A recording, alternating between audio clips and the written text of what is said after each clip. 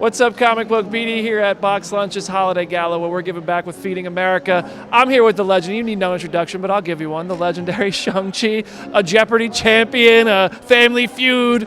Oh, how's it going? How's it going, dude? How's everything going for you? You know, I don't have an Infinity Gauntlet, but I feel like if I did, I'd have, one for the Jeopardy, one for Family Feud. What's left? Well, I mean, what's been the most surreal thing for you? Because you're basically going on a world tour. You're coming here to give back tonight. You've got a platform now, and you're using it really well. You know, what's it meant to you? What's been the most surreal part of that?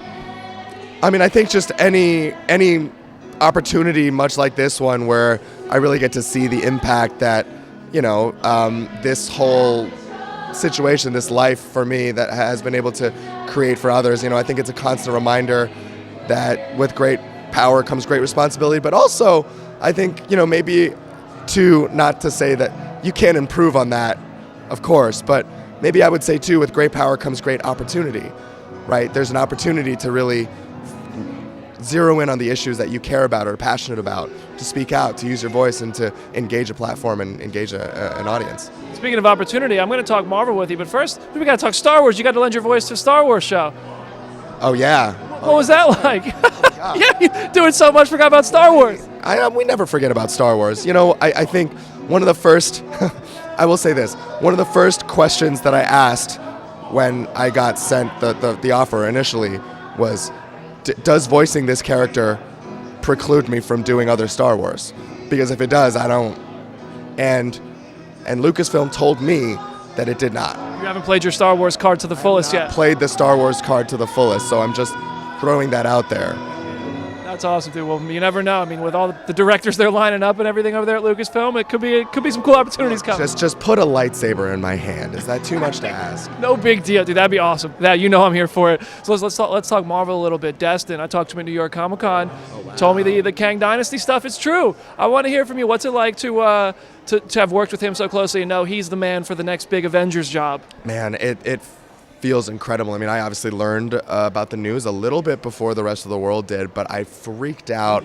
I sent him like 40 texts in a row, all exclamation marks. I mean, I'm just so incredibly happy for him. He's so deserving of that spot. I mean, what makes him such a special filmmaker, and I've said this from the beginning, even when we were premiering our movie, is his ability to make a $150 million movie really, really small in the best possible way. And I think I'm really looking forward to what he does on that even grander scale of the Avengers, because I think it's easy to maybe get lost in the spectacle of like what those movies can be, the vastness and the grandness of it. But if you can maintain the humanity and the human stories, I think that's what'll make a movie memorable and special.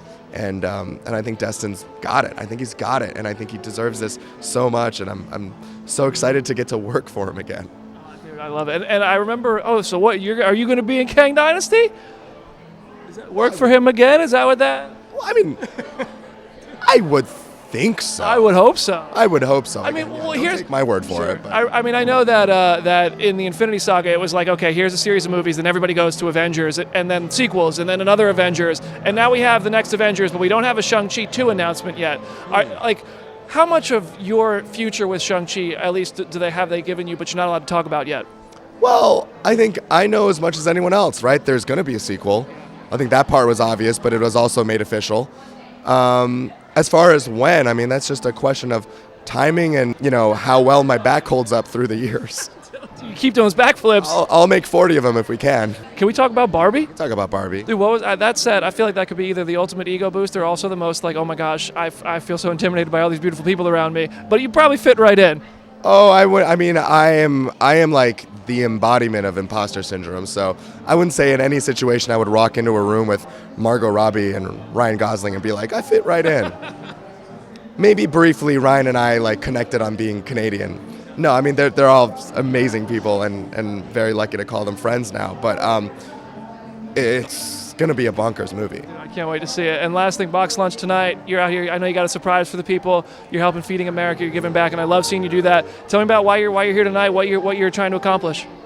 I mean, I think it's. I don't take this title of giving ambassador lightly. I think this pandemic has been a hard time for all of us. I think it's really disproportionately affected working class families of color. And people in my extended family and my extended family circles have been really, really affected by it. And I think I'm very, very proud to partner with an organization like Box Lunch and a charity like Feeding America to be able to, fight, the quite possibly the biggest villain of all, which is food insecurity in America.